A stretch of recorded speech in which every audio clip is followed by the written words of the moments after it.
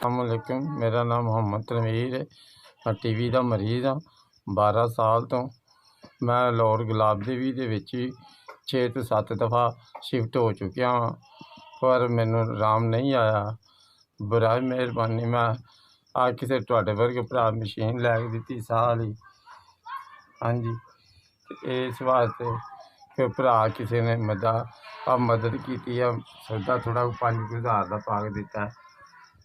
हाँ जी, तो मेरा कोई दवाई दारू, मेरे 4 बच्चे ने, मेरी बीवी है।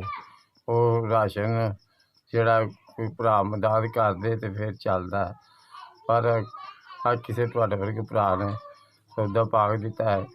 कुछ 1000 रुपया सेल हो जाती है।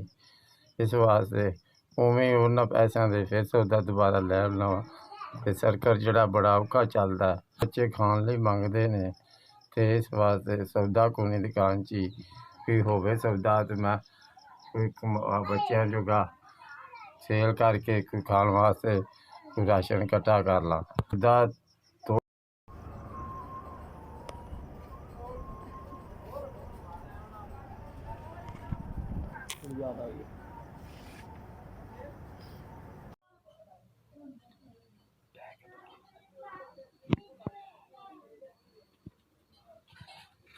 अस्सलामुअलैकुम। मैं ही बीमार आदमी हाँ।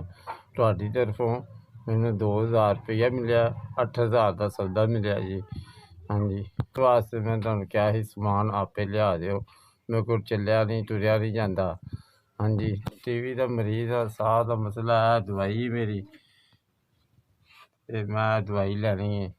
इस वास्ते 1000 का मैं दुकान का सौदा मिला, 2,000 मैंने दवाई वास्ते मिल गया। तुहाडे लोग मदद मेरी 10,000 रुपया हुई है। अल्लाह पाक तुहानू बहुत ज़्यादा दे, अल्लाह पाक तुहानू तंदुरुस्ती दे, अल्लाह पाक तुहाडे हर जी की खैर करे। अल्लाह पाक तुहानू इन्ना कुछ दे, बहुत ज़्यादा अल्लाह पाक दे। अल्लाह की राह ते तुसीं तकसीम करते रहो, अल्लाह पाक तुहानू देंदा रहे। दर्द बीमारियां परेशानियां दूर करे, बहुत ज़्यादा दे। मदद की अल्लाह पाक तुहानू बहुत ज़्यादा दे। माड़े बंदे की मदद की जे, गरीब मस्कीन की।